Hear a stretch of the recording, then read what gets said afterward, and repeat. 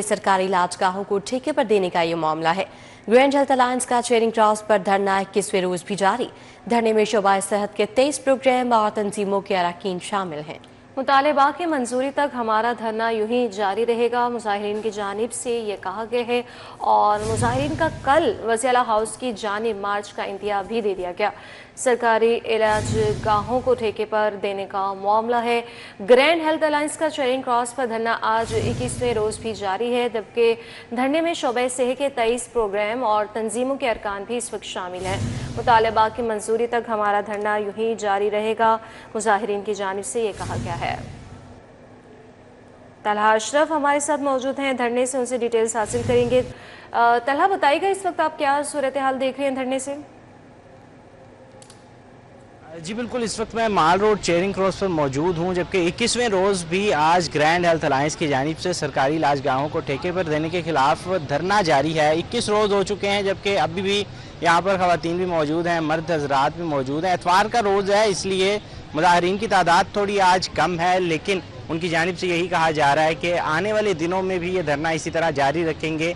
कल अंदिया दिया गया है कि पीर के रोज़ सीएम हाउस की तरफ मार्च भी किया जाएगा, मुख्तलिफ रैलीज़ भी निकाली जा रही हैं। मेरे हमरा मौजूद हैं, बताइएगा कि कब तक बैठे रहेंगे यहाँ पे? अभी तक कोई मुतालबात नहीं माने जा रहे, कब तक बैठेंगे? जी बिस्मिल्लाहिर्रहमानिर्रहीम, thank you for giving time. आज आपके सामने ये एहतिजाजी तहरीक का 21वां रोज़ है। ओपीडी बंदिश भी चल रही है, मरीजों को भी मुश्किलात हैं, हमें तो मुश्किलात हैं ही हैं, लेकिन हम उस मुश्किलात के बावजूद यहाँ पे डटे हुए हैं। मुलाजमीन के हौसले जुआ हैं, बुलंद हैं, बैठे हुए हैं, धरना दिए हुए हैं।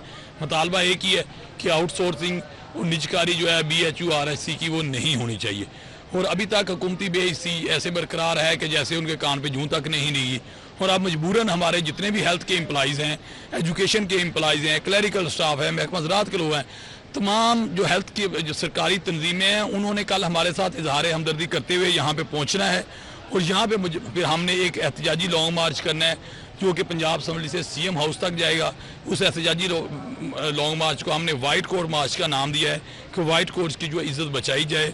और हम समझते हैं कि CM साहबा को जो है वो इस मसले के हल के लिए एक मुज़ाकराती कमेटी तश्कील देनी चाहिए, और वो मुज़ाकराती कमेटी हो जिसके पास कोई मैंडेट हो, जिसके भी हो करने का। लेकिन मुझे ये बताइएगा कि 21 दिन हो चुके हैं यहाँ पे, आपके रोज़गार का तो मसला है, सेहत के शोबे का भी मसला है आपके मुताबिक, लेकिन यहाँ पर जो माल रोड पर बाकी ताजिर भी परेशान हैं, उनके रोज़गार भी बंद हुए हैं 21 रोज़ से, तो उसके ऊपर आप क्या देखते हैं? जी बिल्कुल, आपने बहुत अच्छी बात की, बड़ा अच्छा सवाल किया। लेकिन हम समझते हैं कि सबसे पहले ये जिम्मेदारी जो है ना रियासत की है। रियासत एक माँ की तरह होती है।